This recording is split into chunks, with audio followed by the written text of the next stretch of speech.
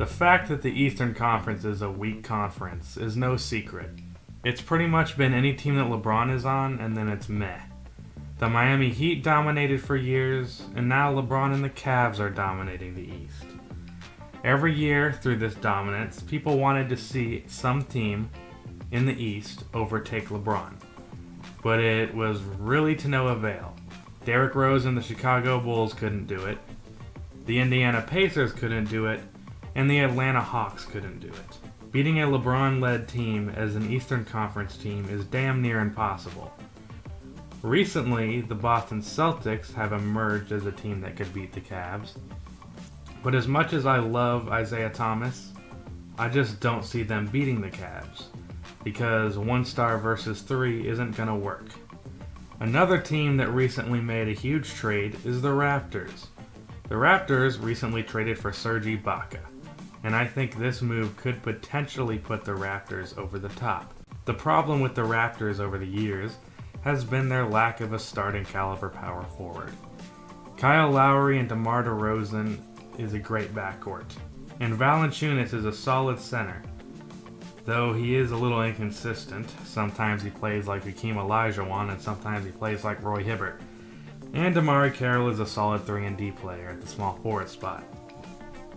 But so far this season, they have started Pascal Siakam, Patrick Patterson, and Jakob Poeltl at power forward.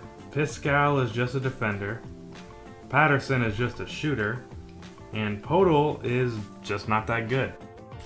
But Ibaka is the perfect mix of shooting and defense, as well as a bit of scoring. And if we look at Ibaka's stats in Orlando, it's pretty impressive. He's tied with his career high in points per game at 15.1 a game. He's also averaging just under 7 rebounds and 1.6 blocks per game. I'm going to guess that Lowry and DeRozan get more shots than Payton and Fournier do, so Serge Ibaka's stats will go down points-wise because of a lack of touches. But I also expect his block stat to go up. I think in Orlando, he's been focusing on offense, and in Toronto, he can shift his efforts back to defense. So the Toronto Raptors have acquired the perfect power forward to round out their starting lineup. So let's compare the Raptors lineup to the Cavs. First, we have to look at the point guards. We got 2 All-Stars here, so we have to dive into the stats. Kyle Lowry averages almost 23 points, almost 7 assists, and almost 5 rebounds, while shooting 46% from the field and 42% from 3. Kyrie averages 24.4 points, almost 6 assists, and 3 rebounds on 46% shooting and 39% from 3. The point difference is very small, and it's also worth mentioning that Kyrie has a higher usage rate than Lowry because Kyrie is the main scorer for Cleveland, while Kyle is used as a second option. Kyle also is a much better defender, but he can also fall out of playoff games. This one is very close. I can't indefinitely say who's better.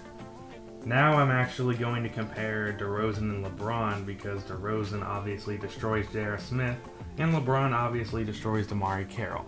I actually won't dive into the stats here because it's not too close. DeRozan is a high volume scorer, his mid-range game is Kobe level, and he gets to the rim at will.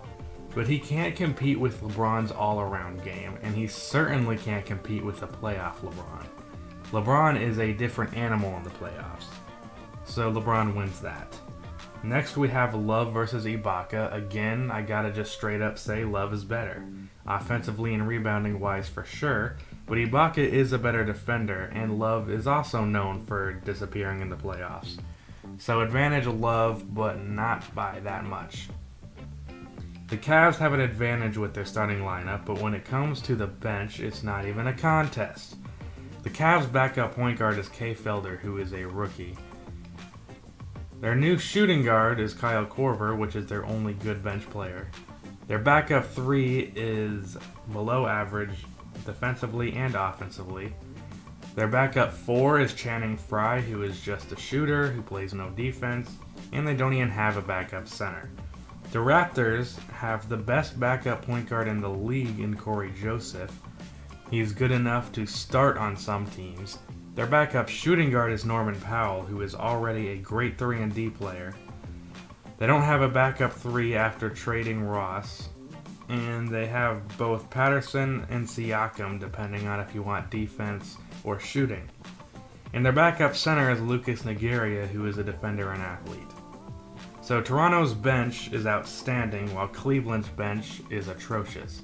Honestly, the total accumulation of talent isn't too far off between these teams.